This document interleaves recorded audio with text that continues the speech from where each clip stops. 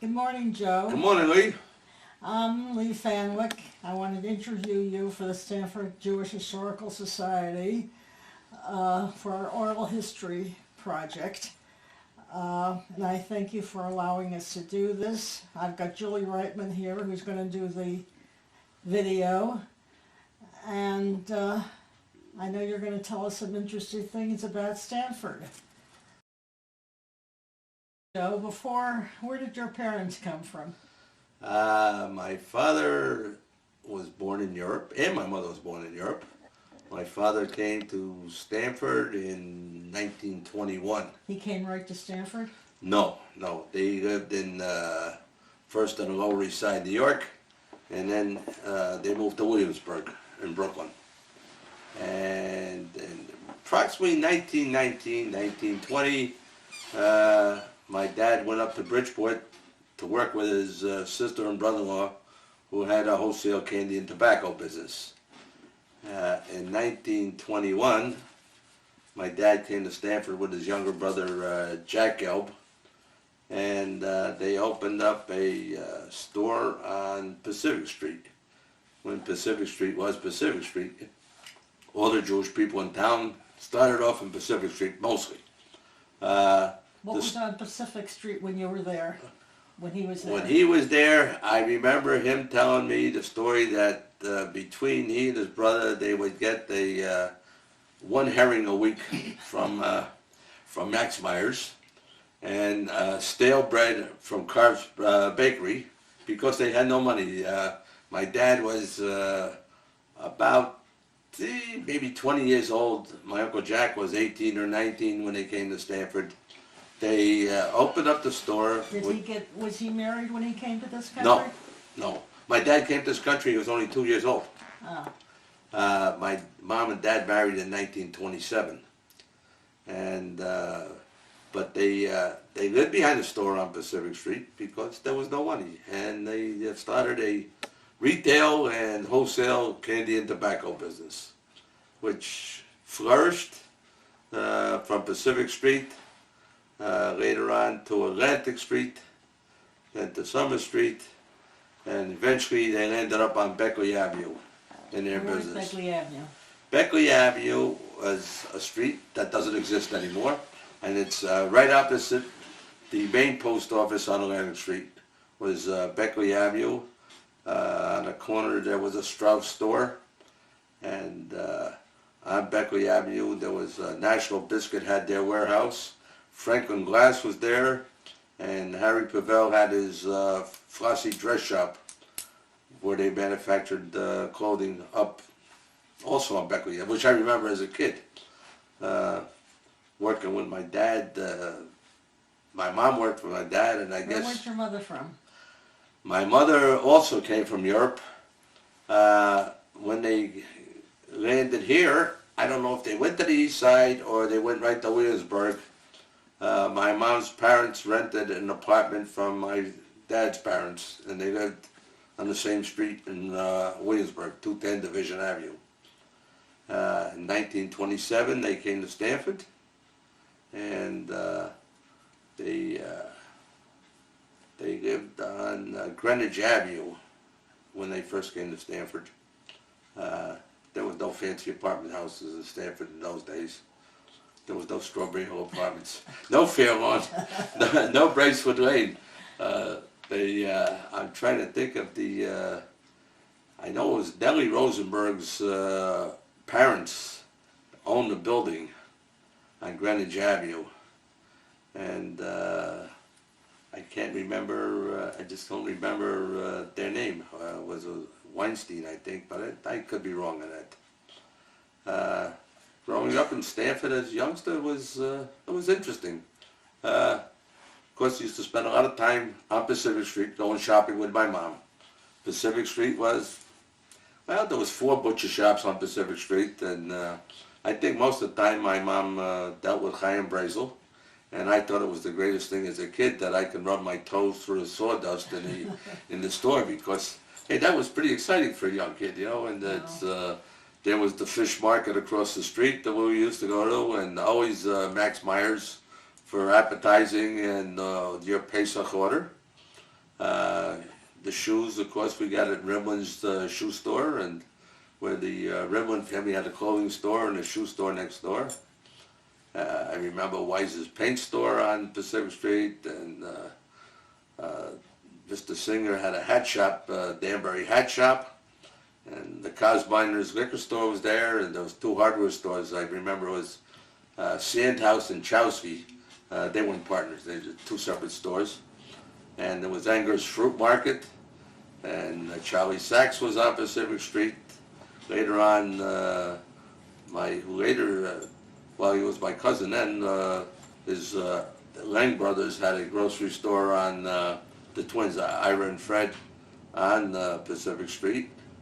And as a kid, I think the exciting part, if we were really good, late on Saturday night after Shabbos, my dad would take us down to Pacific Street.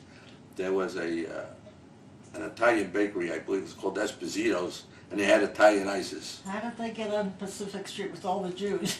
Well, we had to be good to everybody, so we let them on. But there was Gervasi's Furniture, and there was Valenti's Tavern was on Pacific Street those days. Of course, Shapiro's was their clothing store. I think on the corner was the Levines. Is that Cousin Shapiro's? Yeah, Cousin Shapiro. Well, that started off when the senior, Mr. Shapiro, I think when everybody come in, he'd call him cousin, and that's later become cousins when Barry's father had it. He called everybody cousin, Mr. Luke Chafkin, and then when Barry took over the business, it was just changed to no more Cousin Shapiro's, just cousins. It was interesting. It was interesting growing up. It's my mom used to tell me when she would walk down on Atlantic Street when I was, I guess, 2 or 3 years old, and I was in a stroller. She said everybody knew everybody. So she'd say, well, people would say to her, there comes Mrs. Gelb with Yossi. So I guess at that age I was Yossi. Today I've grown to be Yussel, but it's and it was fun growing up. We lived on. My folks bought a house in They moved in October of 1936, to 346 Glenbrook Road, and I was born in January '37. Actually, I was born in Brooklyn. My grandmother had a cousin that was a doctor, and I'm the baby, but we were all born in Brooklyn. I think this cousin must have given a $5 discount to all the relatives or something. So we were that's why we were born in Brooklyn. Those days, they kept the women in the hospital for 2 weeks. They threw my mom out, and I guess they threw me out so I can come to Stanford and meet my 2 sisters. Right. And I grew up on right on Glenbrook Road. I lived there until I was 16 years old. What school did you go to there? 2 doors away from my house was Stark School, so I could, at that time, if I wanted to get out of bed at 8:45, I could be in time for school at 9 o'clock. When the folks bought the house, there was a big empty lot up on the hill next to it. Later that became St. Maurice's Church on Glenbrook Road. And I remember my dad and the priest there, Father Dorn, they became very good friends. My dad was in the tobacco business. Father Dorn liked cigars. They had a friendship. My dad was a good cigar smoker too. And growing up on Glenbrook Road, of course, it was different. There was no throughway. Probably during the course of a day, we might see 5 or 6 trailer trucks come through, because they couldn't go under the bridge on Myrtle Avenue or in Darien. So they came up Glenbrook Road, and we would sometimes play on the street, and you hear a horn, you get off the street. But Glenbrook Road, there wasn't too many people with cars. About how many Jews would you say were in Stanford at that time? Well, that's a good question. I don't know how many. I know we had 4 kosher butcher shops, and 2 or 3 kosher bakeries. Was the synagogue still on Grey Rock Place then? The synagogue, I knew the synagogue from Grove Street. Grey Rock Place burned down, I think, in the early 30s. Okay. I remember Grove Street. That's where I was bar mitzvahed, on Grove Street. And had a lot of fun as a musician. Work at Grove Street didn't have much of a social hall. They had like a basement and a chapel down there. And I remember as a musician working there at Barry Chatskin's bar mitzvah. What did you play? I'm a drummer. Oh, drummer. I was a drummer. And Mickey Grogan's wedding was held down there. I remember that very well, and I know how many others. And later on, I was, I think, the first musician to play on Strawberry Hill in the shul there, because I remember Rabbi Ehrenkrantz coming to me and saying, if the Spurs on your drum set put a hole in my new floor, he says, I'm going to murder you on the spot. I know there was a basement in Go to Shalom. When was the second story built? We're on Grove. On Grove Street. It was there when in my memory, it was always there. It was always there. To my memory, as far as I know, it was there before I was born, or years ago. Of course, my family we weren't Shomer Shabbos, but we didn't ride on Rosh Hashanah Yom Kippur, so we walked from Glenbrook Road to the shul on Grove Street, which wasn't tough. As a little one, I didn't know any difference because they pushed me. That's right. Later on, we walked, and Grove Street was so different then. There was a big, tremendous rock behind the shul where the kids used to play when their parents were inside davening on Rosh Hashanah Yom Kippur, and the crowds would gather. Most of it, I wouldn't say all, because Temple Bethel was already in existence. But a good portion of the people that lived in Stanford, either they belonged or came to go to Shalom for whatever their reasons. I remember a couple of rabbis before Rabbi Ehrenkrantz was here. As a little boy, there was a Rabbi Cohn, and I remember all the young ladies went wild over him. He was a tall, good-looking, red-headed fella, and in those days the cantor was Cantor Schulzen, and I had the good fortune to sing with him. I started singing in the choir in Go to Shalom when I was 7 years old, and I sang with a few cousins, Shalom Cohn and Ivor Lichterman. When Ivor left Stanford, I felt it was time for other people to start singing, so I retired from that. But growing up in Stanford was fun. When Rabbi Ehrenkrantz came into Stanford, he came in right after there was a Rabbi Teicher before him. And Rabbi Ehrenkrantz came in, he was a student. And he was young, and we were younger, and he started youth groups, and we... You had no youth groups before that? I don't remember any youth. We didn't have a full-time rabbi for a while. Rabbi Teicher. How about the Jewish Center? Well, the Jewish Center was the meeting place for everybody. I went to camp there at Camp JC. Of course, town wasn't very developed. Where the police station is today, that was the hunting grounds for the kids. It was all woods and swamp. I mean, that's the nature trails where the police station is today. But it's Jewish Center was the meeting place for all, young and old. Of course, they had the gym, they had the bowling alleys. Pete Queskin had the bowling alley at. Were there young youth groups then? I went to Hebrew school there. The synagogue didn't actually have a Hebrew school. It was associated. It was called the Center Progressive Hebrew School. In fact, I graduated there from 1949, and my sitter is signed by Rabbi Joseph Ehrenkrantz, the sitter that I still have and use here. When Rabbi Ehrenkrantz came into town, it was good for the young people. And for some of the couples, because he started couples clubs. I remember him taking us. He was an ardent Yankee fan. He took us to ball games. He took me down to the Apollo Theater to see the Ink Spots. I remember going with him. Saw Stoplight 17 in Broadway. The rabbi took us down.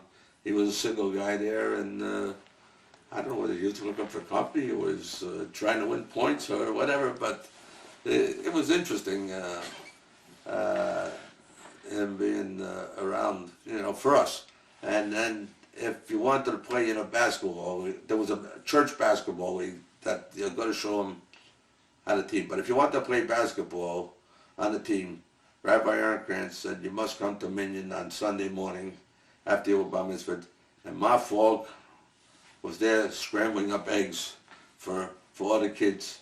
But if you didn't come to Minyan, you didn't play basketball. you weren't allowed on the team. A lot of interesting history with Rabbi Ehrenkrantz. He bar mitzvahed me, and then he married Miriam and myself. And then when our son was born, he was the moil for our son, and he bar mitzvahed our son, and he married both my children. A lot of history with him. Yeah. That's in his 40 some odd years here of being active rabbi. That we had a good relationship. And growing up, we. What about when the cantor came? Which cantor? Cantor Cohen. When Cantor Cohen, Cantor Cohen was an extremely interesting fella. We love Cantor. Everybody loved Cantor Cohen. If you ask me if he had the greatest voice I ever heard, no. But when he sang from the heart. And you could tell when he would be davening Yiska, he cried, and I think we all cried with him. And very interesting man, and a lot of interesting stories with him. One of the funniest stories I remember about Cantor Cohen, on Grove Street. I don't know if you remember, Grove Street had a very narrow driveway with a place for maybe 4 cars to park alongside. He comes running into the shul one day and said, Rabbi, he says, did you get that insurance I talked to you about for my car? And Rabbi Ehrenkrantz says, yeah. He says, well, what happened? You hit your car? He says, no, you hit your car. So that was interesting. That was an interesting thing. Also, an interesting story I remember with Rabbi Ehrenkrantz, that when Shalom Cohen's brother passed away, I believe it was, and Rabbi Ehrenkrantz went into New York to pay a shiva call, he came out, and I don't know what the neighborhood was, but he came out and somebody was jacking up the rabbi's car and taking his tires off. So Rabbi Ehrenkrantz, being a pretty sharp guy, says to these fellas, he says, those tires look like they might fit my car. How much do you want for them? And so whatever he paid $100 or whatever he paid, he had his tires to drive home with. So there was interesting stories. I remember a lot of the older people in shul. When I was young, there weren't too many young people that went to shul a lot on a Saturday or a Yontif.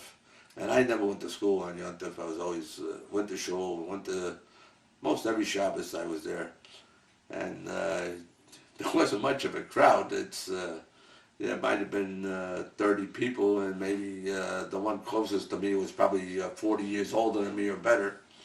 I remember the old man Silverstein and Mr. Zalutsky, and years ago there was a Mr. Epstein, and Mr. and Mrs. Epstein, as a boy I remember, had a kosher restaurant on Pacific Street. Huh.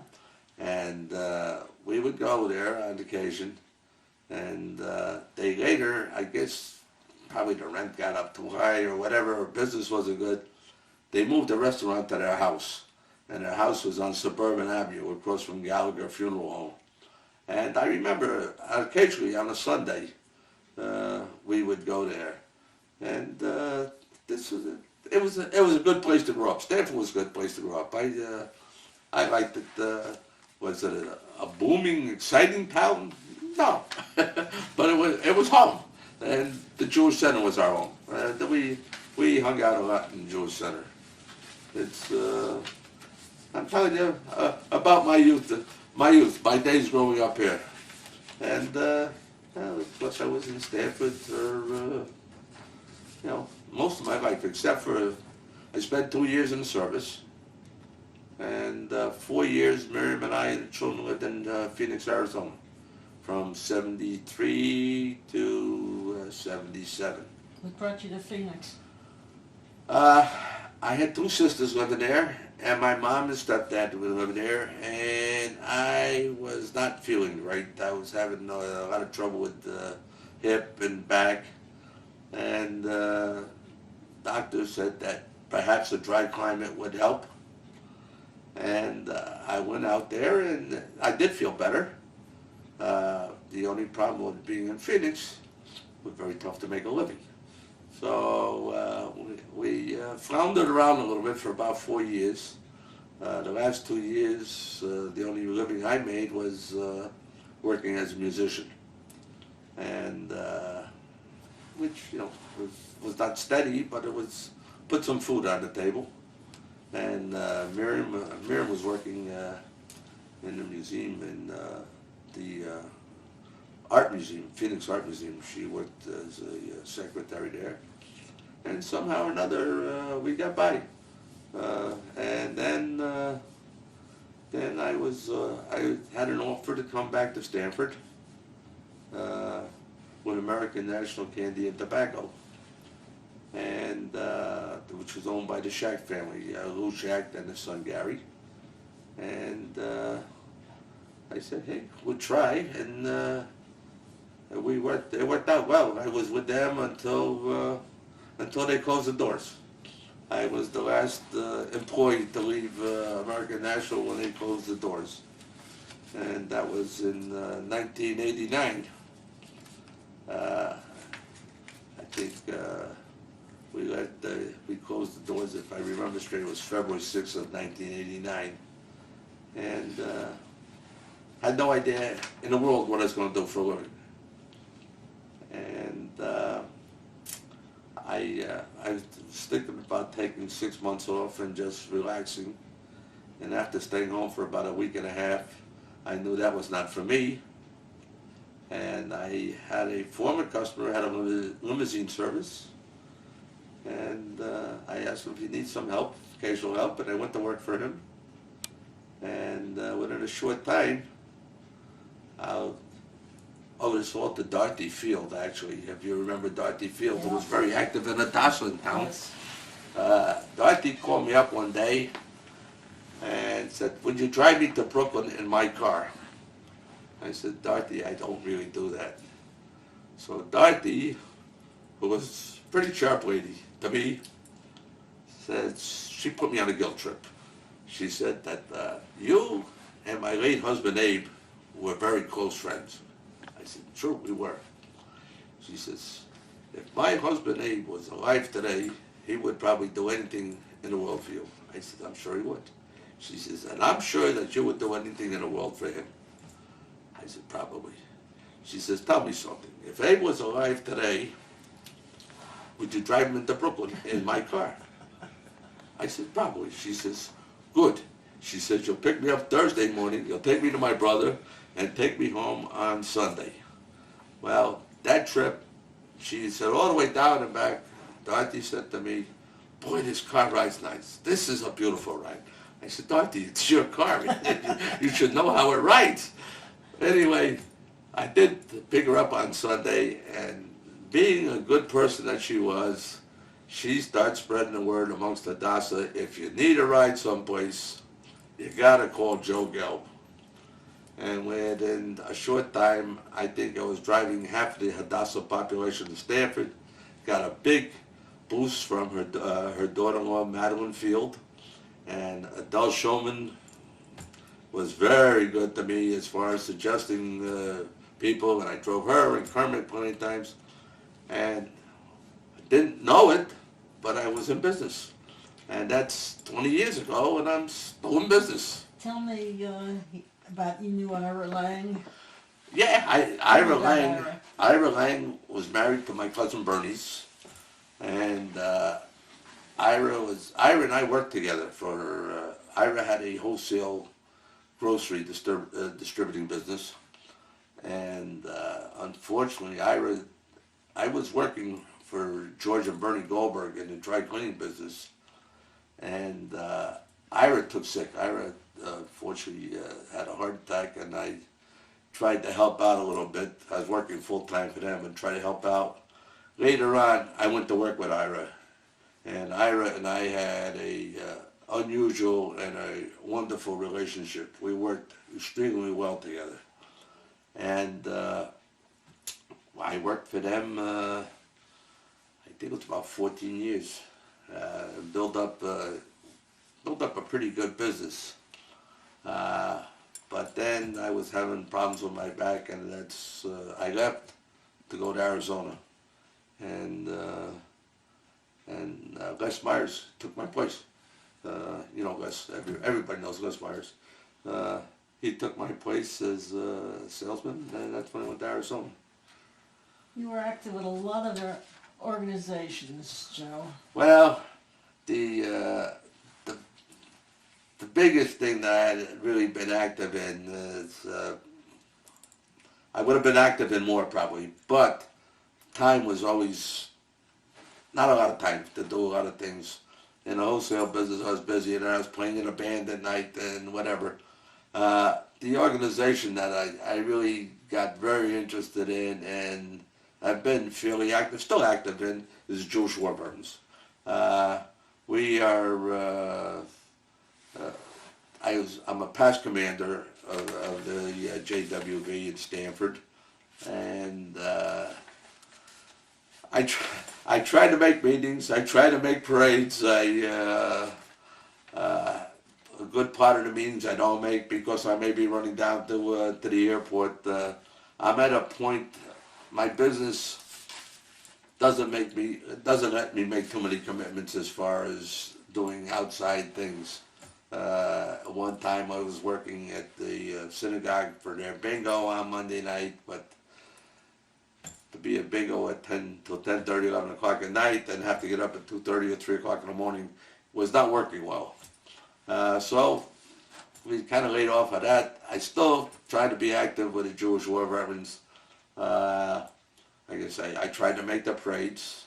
Unfortunately, the last one I missed because it was the day of my cousin Morris Tig's funeral. But after about 4 or 5 years, everybody got used to seeing Joe in a parade with his '66 Mustang convertible that's sitting in my garage waiting to be put away waiting to be covered up for the winter. But as a youngster, I was very active in the, back with Rabbi Ehrenkrantz in the synagogue youth, which was,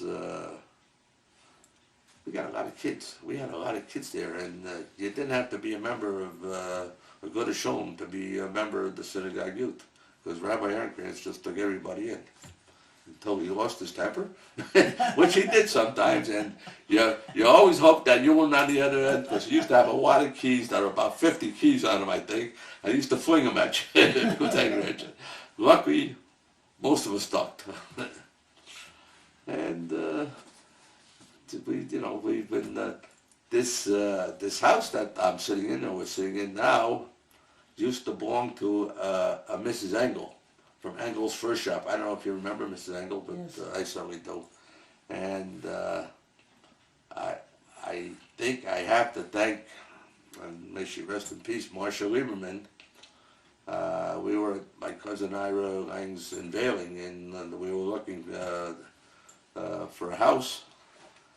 We had moved back from Arizona, and I was living in an apartment in New Canaan that was owned by Harvey Lapin and Harvey and Joan. And we were looking for a house, and Marcia had mentioned this house to us, and the neighborhood was fine for me because I still walked the shore. I'm Rosh Hashanah and Kippur, even though I'm not Sherman Shabbos, and I could still do it from here. And Miriam was able to walk down with me this year, which was great because she had trouble with her foot for a few years. So we bought the house, needed a lot of work, but we didn't know if it was going to hold up. But we're here 30 years in this house, so it's good. The neighborhood's good. Stanford's good. Where did you and Miriam meet? In New York. That's another story. Miriam's parents had moved back from Chicago. Miriam was living with an aunt of hers in New York for a short time, and her parents moved back from Chicago. My father was a baker, and the neighborhood changed, and it was a neighborhood that no longer needed a Jewish bakery. And they moved into, first into Bayside, then they moved into Jackson Heights. There was a lady in the building who my mother-in-law met in the laundry room. Well, I didn't know she was going to be my mother-in-law. I didn't know the lady either.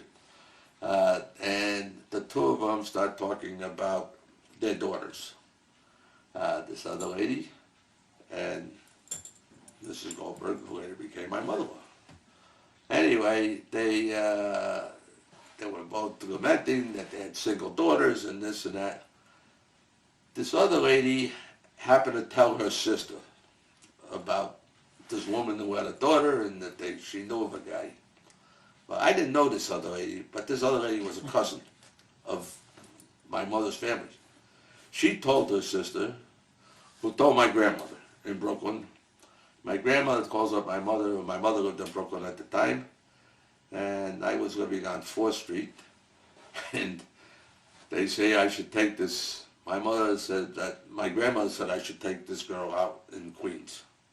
I says, why? My grandmother says, because she got a nice name. Her name is Miriam Goldberg. I said, leave me alone. I'm not interested. Well, with a little bit of hacking from my mother and a little bit more from my grandmother, I guess, I called up Miriam, and that was sometime in the middle of December of '62. We went out, we had a great time. We went dancing that night. We went out again, and a week later I introduced her to some friends of mine.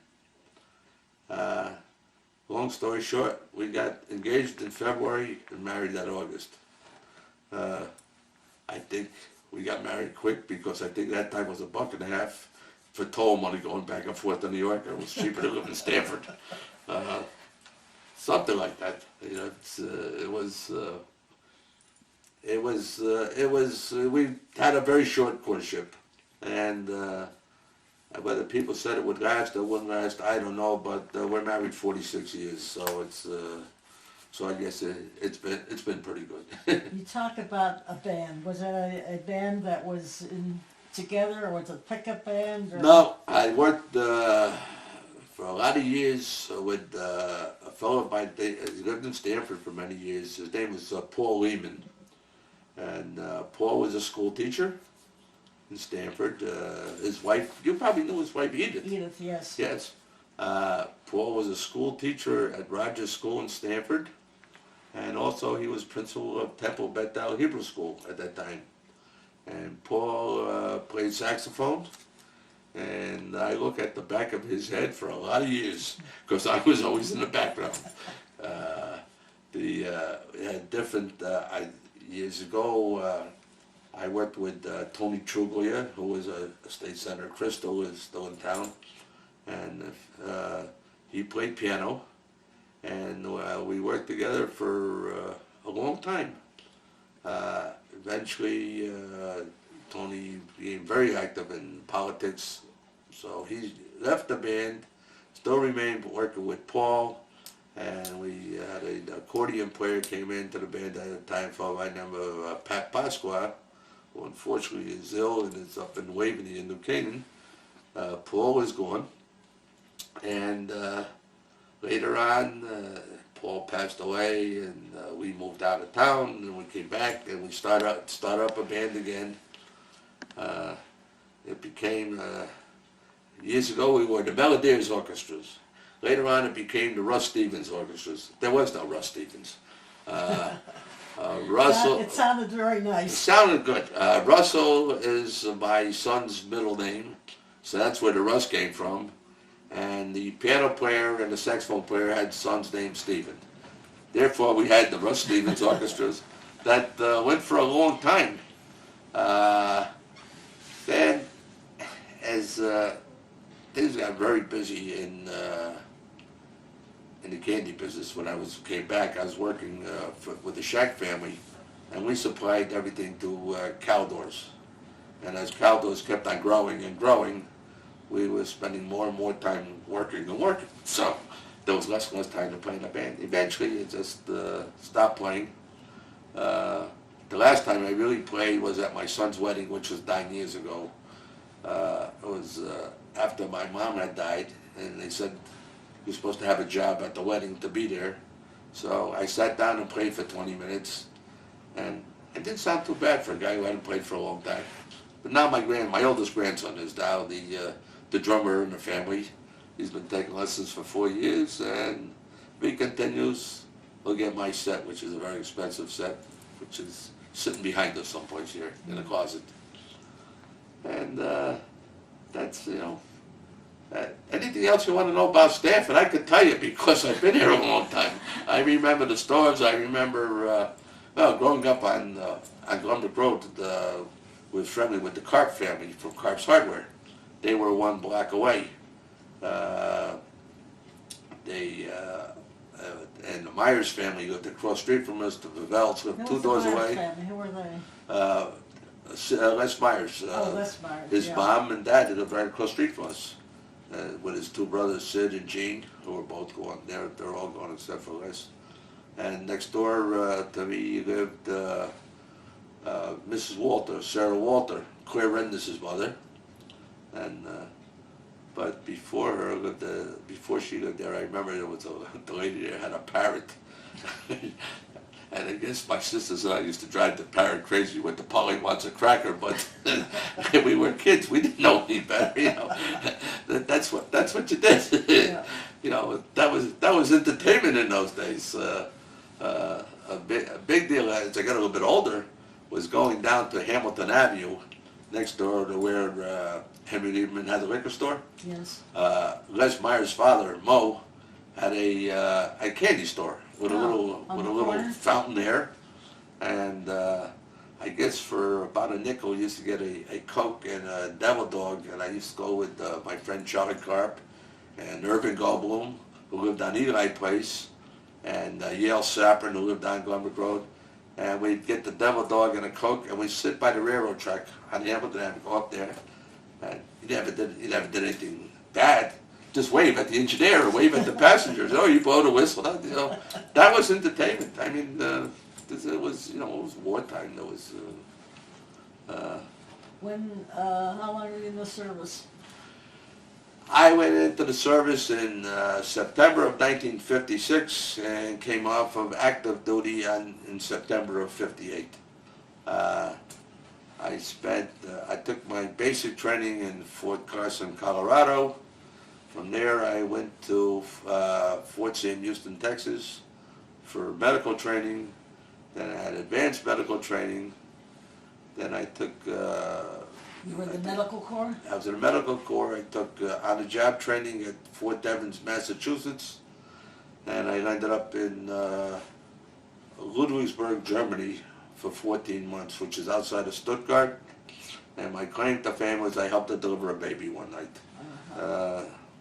And maybe wartime was easier. I don't know. That wasn't an easy thing for I was only 19 or 20 years old. I was 19 years old when I went in the Army. And I came back to Stanford afterwards. Did you ever encounter any anti-Semitism anywhere along the way? Occasionally, I'd hear comments. But as far as towards me in general, not really. I really can't say. I do remember though, as a youngster, we always knew that the Stanford Yacht Club in those days didn't allow any Jewish people. I had the good fortune to play at weddings there sometimes, but I always had to leave my mark. So somehow or another, how do you leave your mark when you know in a place that you're not welcome? So we would play a Mexican hat dance, and I always stick in a hove on the giller right in the middle of the Mexican hat dance. Let them know that Joe Gelb was there. We have company. I see the police are riding up in the street. Are we doing something wrong here? But basically speaking, I never really felt any anti-Semitism towards me in Stanford. I have a lot of Italian friends. I still have a lot of Italian friends. One of my neighbors who's so dear to me, Italian fellow, lives diagonally across the street. I always got a kick out of his daughter when she was small. When she'd get her report card, she'd come running across the street with her report card to show it to me, and I'd give her $2 or $3 because she always had a good report card. And now she's in college. We got company out there, Joe? What about when you were in the service? In the service was different. When I took my medical training in Fort Sam Houston, Texas, we had an Orthodox rabbi on the post who had services on Friday night and Saturday. Friday night in the service was usually when you clean the barracks, and Saturday was inspection. So of course I never cleaned the barracks, and I never stood inspection there. But I remember some sergeant, Sergeant Brown from someplace down south, he was complaining about it. And he said, well, if you Jew boys have to be out on Friday night and Saturday, he says, I'll come in on Sunday and you'll have an inspection on Sunday. I said, I remember saying, Sergeant Brown, if you want to take a day away from your family to come and inspect me on Sunday, I'll be here. He never came. The Jewish Welfare Board was very good in San Antonio. We used to go for bagels and lox on Sunday. We didn't worry about Sergeant Brown. The only other time I ran into something in the service was in Germany. I got called into the office of this Major Taff. I remember his name, Major Taff, and he wanted to know why he never saw me at church service on Sunday. I said, because I'm Jewish. He says, don't tell me. He says, I know you're Italian. I said, no, I'm not Italian, I'm Jewish. I said, here, look at my dog tags. He looks, he says, something's not right here. I says, Major, do you remember that every Friday night I sign out for a truck to take the Jewish boys into the service? He said, yeah, I thought you were being a good guy. I said, I am a good guy, but I'm going to services. So this was, being in Germany during Passover was a real challenge to me, because I never ate bread, or I wasn't going to eat bread. And there was a rabbi in Germany who, he was a rabbi. I mean, he believed in what he believed, and I believed in what I believed. I was able to get 2 boxes of matzah from him. And I was a medic, I worked in the dispensary. They had a little hot plate. So I bought eggs, and I bought, which wasn't kosher for Pesach, but the closest I get, it was a bottle of jelly and a package of cream cheese. And that was my meal for the next 8 days. Eggs, matzah and cream cheese, except for one night I had an ambulance run.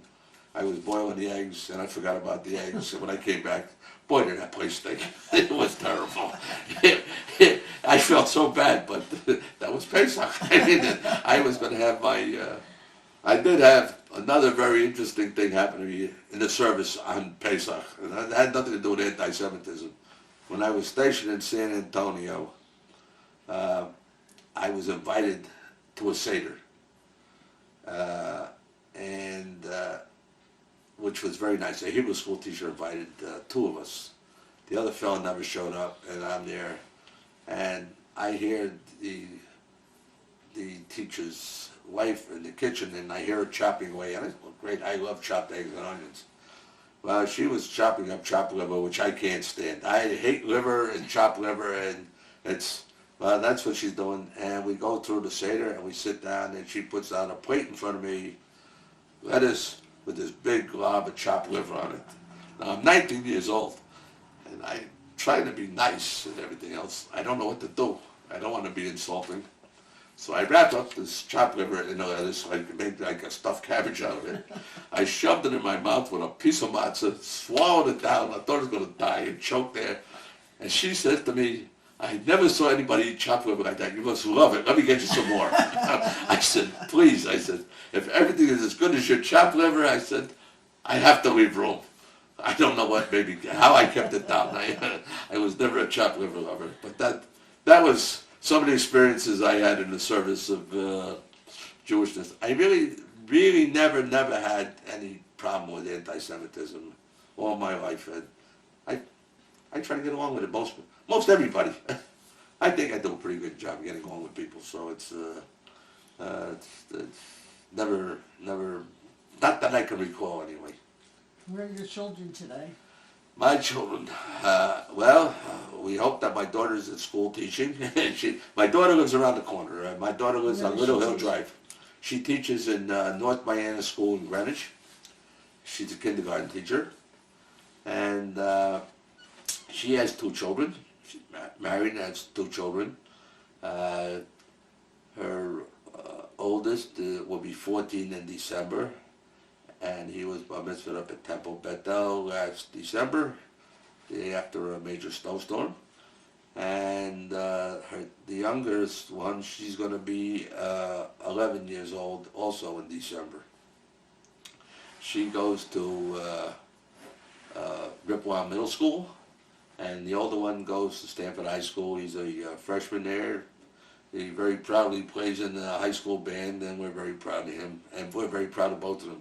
Especially since one got all A's on the report card and the other one got all A's and a B+, so we'll accept that. So he inherited your love for music? Well, or his talent for music? He's doing very well. He's probably more talented than I was. He's been known to be a very good music reader.